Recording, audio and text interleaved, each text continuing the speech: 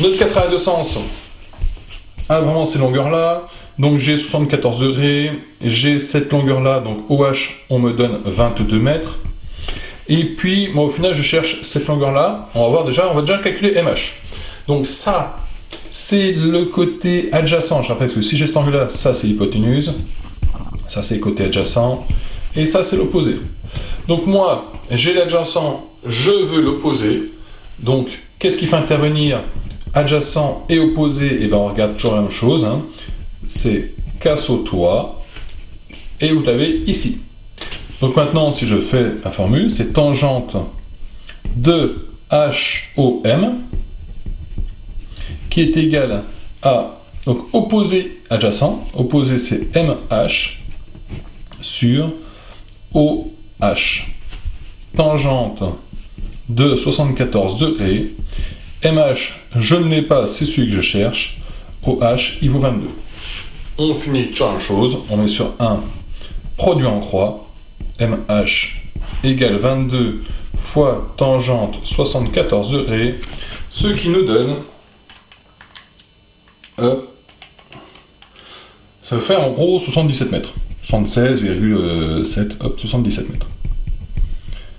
Voilà.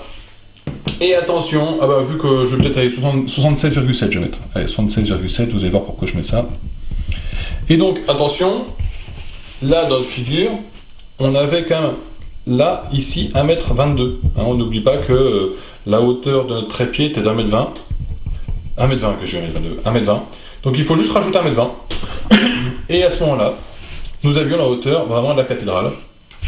Donc maintenant, la hauteur de la cathédrale, hauteur de la cathédrale, qui est égale à ce qu'on avait juste avant, donc c'est le MH qui vaut 76,7 plus et 1,2 m du trépied.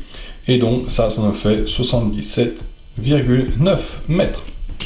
Vous vérifierez que le capteur de sens fait bien 78 mètres. Une chose à remarquer, c'est que là, j'ai mis environ ici parce que c'est ça qui va rapprocher, mais de là à là, j'ai bien mis un égal parce que ça, c'est bien égal à ça. Par contre, du coup, ça, c'est environ égal à la hauteur de la cathédrale. Allez, puis pour finir, on va rajouter un petit peu de proportionnalité en plus. Donc, on a un avion qui décolle avec un angle de 40 degrés. Donc, j'ai un 40 degrés, on imagine qu'il part tout droit.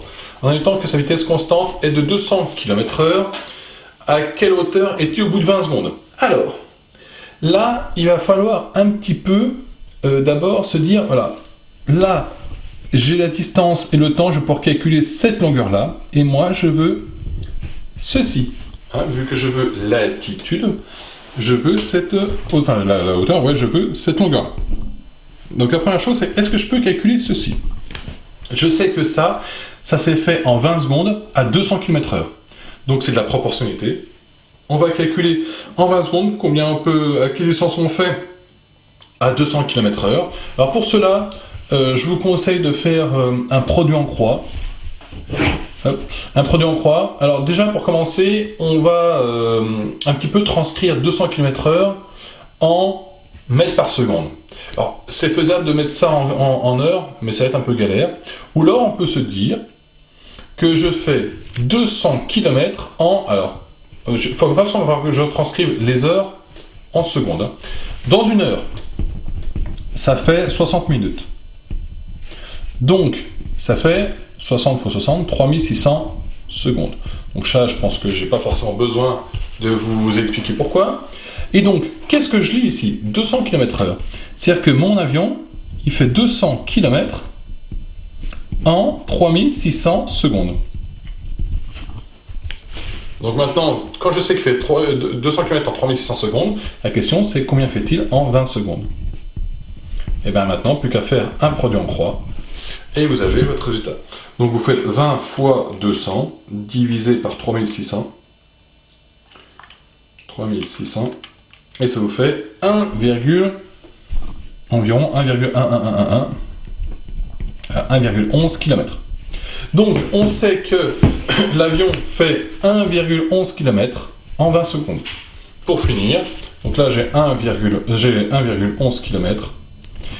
J'ai quelque chose ici qui s'appelle l'hypoténuse. Je veux le côté opposé.